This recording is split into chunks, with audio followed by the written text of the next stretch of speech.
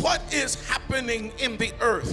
2 Chronicles 7:14 says, if my people would humble themselves and pray, seek the face of God.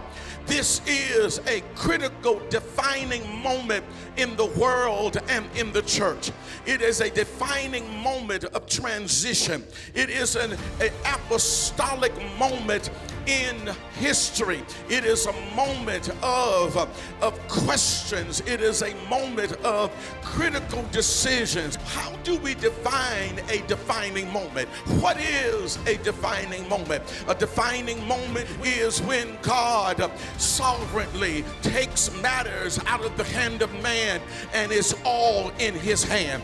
A defining moment is when I don't know what to do in my life. A defining moment is when I'm hearing the tears in the earth. I had a vision this morning that I saw the Niagara Falls, and I looked and asked the Holy Spirit, what is it that I'm looking at? He's saying, you're seeing the tears of the nation.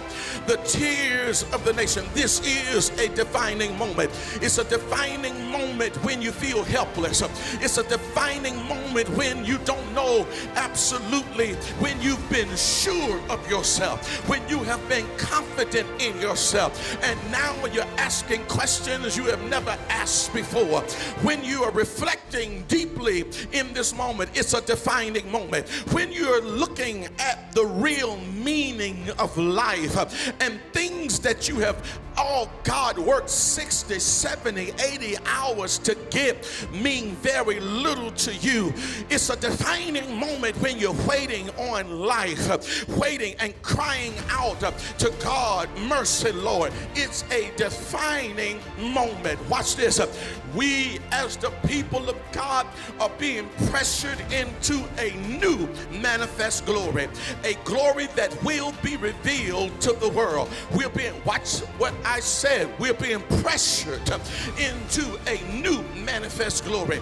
God is going to give the church, the people of God, a new glory, and we're being pressured into this glory. Without choices, we're being pressured. Without, oh God, listen, without your schedule, because you remember you were too busy.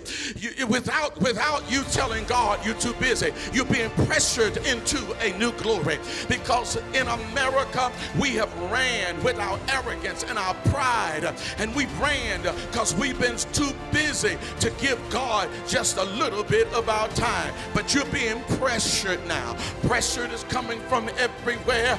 Pressure is coming up from the left to right. As soon as you think you're beginning to get closer with one thing, something else rises up. The church now is being pressured to have its distinction. This is the most critical. This is the defining moment for the church. The church will either be a voice or will be just simply an echo. We'll be a voice to this crisis because we have responded correctly to the pressure. I prophesy as the pressure is being placed on us that there is a new manifest glory. There will be salvation by the thousands. There'll be revivals breaking out. God's dealings with us, or whatever God has done, he stayed. He may have lifted his hand, but God is dealing with us, oh God, so that we can manifest a new glory in the earth, so that our distinction is carved out at a new level. The Bible talks about faith to faith and glory to glory. Oh yes, the pressure is revealing and pushing us to a new level of glory. And so the question is, when we return from this, God, listen, I want you to get this in your spirit. Life will never return back to the normal you once knew. It will never return back to the normal you once knew. Everybody talking about when things get back to normal. forget it, brother, sister. We will never return back to life as it was. There is, can't you get it? That when, watch this, when you return from this crisis, how will you be? What will life see you as? You remember I read to you at the text that Jesus has gone through the death. Jesus, David, has gone through the burial. He's been inside of the tomb. He's been at the cross of suffering.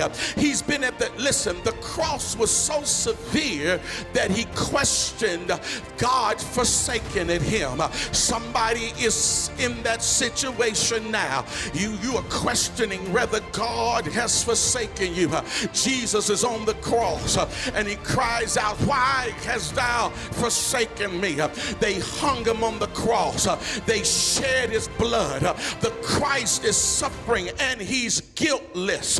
He's not guilty for anything but love. He ain't guilty for nothing but wanting to save a world that rejected him, save a world that hated him. But he finds himself, watch where I'm going, in the smack middle wheel of the Lord. And the question is, can anybody return from this level of death? But Jesus comes back, go to the tomb. They wrapped him in linen, wrapped him in the beauty of the scarves, wrapped him up. And then 3 days later, they came looking for him. He has resurrected, and they, watch this, Mary looks around at the Christ, but she does not recognize him. What am I saying? He has gone through the severity of all severities, but he did not return the same. I ask you a question. The Lord is challenging me. What will this crisis do to you? Will it change you or leave you the same? Will they recognize you after you come out of this tomb? I prophesy to the nations of the world. The world won't know us. They will not recognize this new glory. They will be looking for the same person. I'm determined by the grace of God that the world does not recognize the new Victor Powell. When you return from this suffering, who will they look at? When you return from this hurt and this pain, who will they see? Mary did not recognize him because he had come back from the dead. He was not recognizable. Why? Because he had a new glory on him. And I prophesy a new glory over the nations of the world. Watch this. When you return, will you be more broken? When you return, will you have more humility? When you return, will you even have the capacity to even be more sorry? Oh God. When this little boy who prematurely, David, asked for his inheritance. Oh God, I need you to get this. See, change and this suffering and the thing we're going through don't matter if you return the same. It doesn't matter if we are still the same old people who have not sought his face, who have not gotten in his presence. Are you more broken? Remember now, humility is the key to shifting. When you return, will you have humility or will you still be the same old arrogant person you were before the storm took place? Will you just be glad you escaped or will there be more brokenness?